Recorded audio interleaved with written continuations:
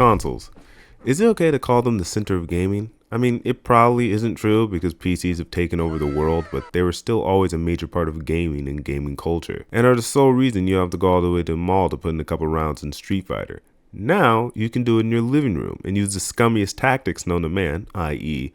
blocking, and not have to worry about getting stabbed, which makes the idea of consoles becoming irrelevant sort of frightening.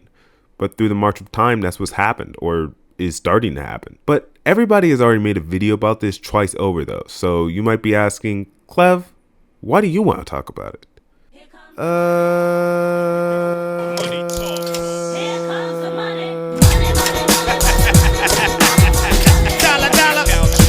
I don't know. It's sort of crazy that, contrary to popular belief, console wars haven't really existed for like 10 or so years, or ever since the peak of the battle, that was the PS3 versus the Xbox 360, where there was a genuine reason to buy either console, and there were benefits and cons on each side, and not to mention the exclusives. In comparison to that, PS4 versus Xbox One was more like a console skirmish, and the PS5 versus Xbox Series X was like nothing. But don't get it twisted, there are still smooth brain glue sniffers that spend most of their time arguing on Twitter about it. But I feel like the majority of normal people that don't get overly loyal to corporations that don't give a fuck about them will buy whatever console is better, and for the majority of those 10 years, that console has been the PlayStation. I mean, do I even have to argue this? The only console everybody wanted during the pandemic and hated that it was being taken by scalpers was this white box. So, it's the 19th of November, which is the PlayStation 5 launch day here in the UK. To try and get a world record time buying a PS5. No. It's just crashed. It's fucking I knew this would crash. What the fuck?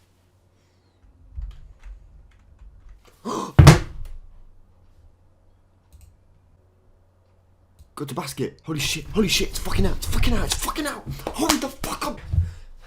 No. It's not working. Can't believe it. I had it in my basket and it's out of stock. And I had it in my basket. That's how... This is the worst console launch. So yeah, obviously that one. Some people think that Nintendo is winning the console wars probably because the Switch is the third best selling console of all time. But that never really made any sense to me. Because yeah, the Switch is a console and they even have mainline games on there that look way worse on it. But like, I never really felt like they were competing with the other guys. The Switch has always been, to me, a console that you have an extension to other consoles. Like, do you have a PS5? Cool, you should still get a Switch. Oh, you have a PC? Rad, you should still get a Switch. It never really felt like a console that you would compete on whether or not you would get versus something else. This is probably because they fill in a specific handheld console niche, i.e. a whole entire console in your hand, that the other companies didn't really try to compete with until the Switch already cemented its success. So comparing the Switch's success to the PS5 and Xbox is like saying the guy on the horse won the foot race. I mean, yeah, it's true, but should we really even count that?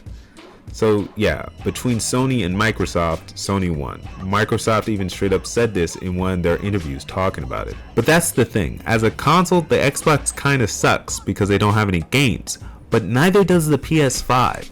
I see often that a certain type of person gets confused when you say this, when they aren't on Twitter or saying the worst takes imaginable.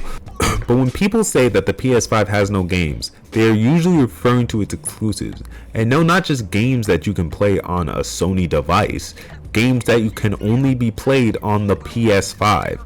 And for the past 4 years, every mainline PS5 game has either had a PS4 released, or my personal favorite, come out on PC 2 years later.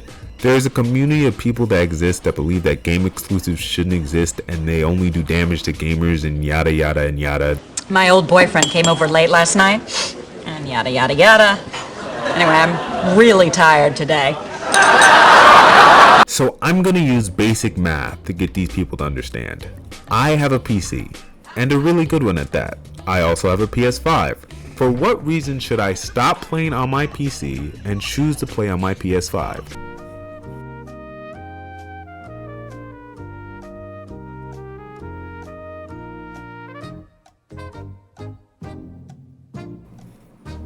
The answer is I don't. There isn't a reason. That's the problem. As of now, the only reason you would ever want a PS5 if you already had a PC was if you really, really wanted to play Astrobot. Which I'm not saying is a bad thing, it's just not much of a reason. But that's just a PC player problem, right? Consoles have always been the gaming device for the casual gamer. The type of person that just wants to play Call of Duty or the new 2K. And to that I say, 1, you might as well get one of those Xbox Series consoles and get Game Pass. All Call of Duties come included. And 2, I'm a casual gamer. That's impossible! Search your feelings. You know it to be true. No! I know, you would never have thought, right? But it's true. Although I don't play Call of Duty or 2K, I do have a pretty good PC, but I mostly use it to put however many hours in whatever online game and video editing. I don't keep up with game releases all that much, except the really big ones. I mean, I just started playing Ghost of Tsushima about a month ago, even though I had a PS5 for a while now. And I haven't played Tears of the Kingdom, Alan Wake 2, Helldivers 2, Dragon Dogma 2, and on and on. I mean, I haven't had time. I've been playing Street Fighter and X-Define. I mean, for all intents and purposes, shouldn't I be the person that the PS5 should be marketing towards? I mean, that's the whole point of consoles, right? To be able to play games cheaper and easier without having to deal with all the PC lingo. And if you still can't tell, I'm segueing to this. What the fuck is this? $700 fucking dollars for a console? Just buy a fucking PC at that point. Jesus! Also, I love how they tried to do the side-by-side comparison thing, but it's over a minor resolution changes, so, like, who cares? Like, I feel like I'm being gaslit right now. Number 1. Number 2. Number 1. Number 2.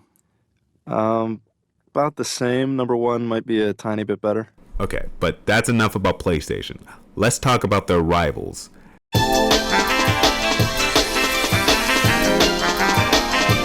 Okay, so I mentioned before that the Xbox Series X would probably be a better buy if you were a casual gamer because it gives you Xbox Game Pass and whatnot. Well, I'm probably guessing that more than a couple of you did a double take because the most push narrative among gamers is that Xbox is ass and it's losing terribly and it's not even a competition for the likes of PlayStation or Nintendo and blah blah blah blah blah. And that's not entirely inaccurate. I mean, like I said, PlayStation has a monopoly on the industry for a reason, mostly because they absolutely dominated the last console generation. And for God's sake, I want to play Ghost of Yotei before it comes out on PC. But let's be honest here, I don't have an Xbox, but this goddamn Xbox app gets more attention from me than the goddamn Steam homepage. I mean, the amount of games they have and the quality of them are insane. For instance, they have every Battlefield, even some of the good ones, every Bethesda game, even some of the good ones, Mass Effect, Dead Space, Diablo, Minecraft, Yakuza. I mean, dude, they even have Crash Bandicoot. Now, forgive me if I'm wrong, but isn't that a fucking PlayStation exclusive? I mean, forget good old Gabe taking all your exclusives, Sony. Now you even got Xbox taking them? The enemy? Meanwhile, PlayStation's counterpart, PlayStation Plus, has Shenmue? So it's a really difficult choice. Okay, I'm being facetious. They have some pretty good games, but it's still pretty obvious that they're coasting off their incredible exclusive library that they wholeheartedly believe they don't have. Also, every game that came out around or before the PS3 era, you have to stream, which is just not a great experience. Plus, Game Pass gives you access to games the day they come out. That's what happened with Lies of P, Starfield, and Persona 3. And it's how I'm going to play Black Ops 6 on release because Lord knows I'm not buying that game.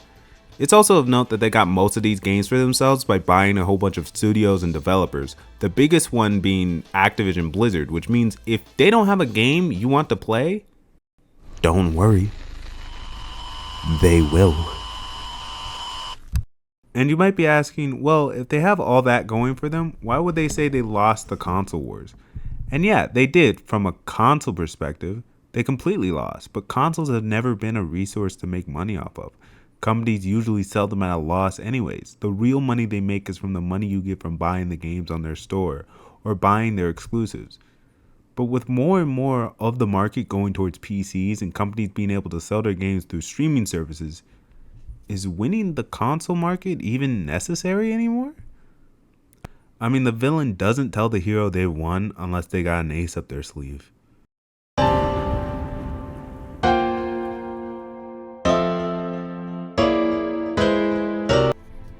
I remember when I was around 6, my brother, sister, and I saved up all of our money and bought ourselves an Xbox 360, which was, besides an old and beaten up GameCube, was the only real console we ever had. I remember playing Halo 3 and Gears of War with my brother front to back until the point where we could cite every line of dialogue from those games from memory. So when I say this, I say it with a heavy heart. Consoles are dying. And this might be the greatest change in the gaming industry since the creation of consoles. That sort of drastic shift will completely change gaming culture, probably entirely. It's already starting to get rid of physical game media, which is just astounding to think about. But maybe in the long run, this change will prove itself to be actually better than the way it was before. I mean, yeah, companies are trying to make it so that you don't own the games you buy, which is equal parts dystopian as it is depressing. But think about gaming culture now, and what we have accomplished. Game demos have come back, Game Pass has made gaming as a hobby significantly cheaper, every game genre has entered a renaissance, and oh yeah, we literally had the greatest year in gaming of all time in 2023. So yeah, games are changing, but maybe that's not a bad thing.